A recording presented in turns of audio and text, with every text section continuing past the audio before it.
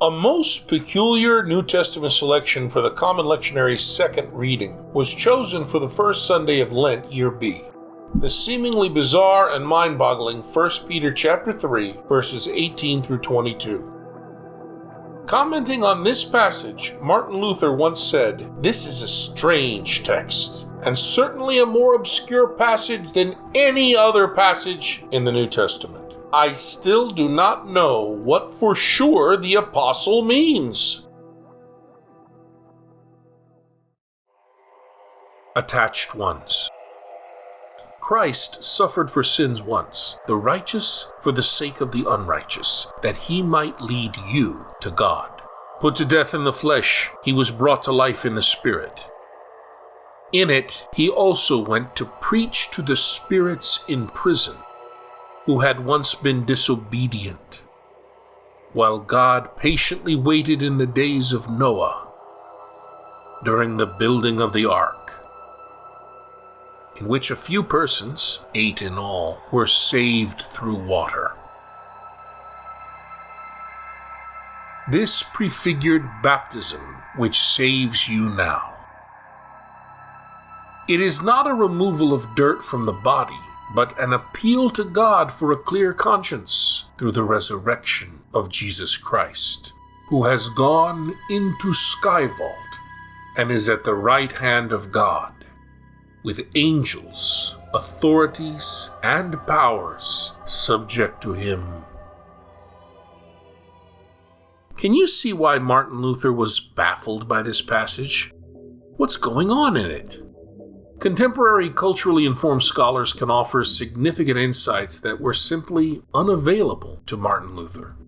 The verses for this second reading seem to be a conflation of two different early Jesus group traditions. First, a hymn or creed, and second, a catechetical section on baptism. To understand these high context verses, it's very important to be familiar with Genesis chapter 6, verses 1 to 2. And its interpretation as found in the Israelite astral prophet document called 1 Enoch. The sacred authors of the New Testament forgery we call 1 Peter, written sometime after the historical and illiterate fisherman Simon Peter had died, continue their exhortation to traumatize displaced believers to remain faithful. You know, faith and faithfulness in the New Testament doesn't mean believe, but rather to remain steadfast in Godfather-style loyalty. According to one Israelite tradition found in Genesis chapter 6, angelic sinners instigated the original sin of human beings, which was punished by the flood. No, I'm not talking about what Augustine and Martin Luther took to be original sin, as told in the myth of Genesis chapter 3, the taking of forbidden fruit. Instead, I'm talking about cross-species breeding between Sky Vault angelic beings, the lesser gods, and lowly earthly humans, as told by another Genesis myth, Genesis chapter 6. According to that story, these lustful Sky Vault beings came down, and they impregnated human women, who gave birth to giants and demigods. So the Sky Vault beings who did this deeply offended the God of Israel, and therefore were eternally imprisoned by God. But still, even imprisoned, they continued to induce human beings to sin. Again, according to an Israelite tradition found in the work 1 Enoch, God took the righteous Enoch, the great-grandfather of Noah, to God's own self, and Enoch experienced visions.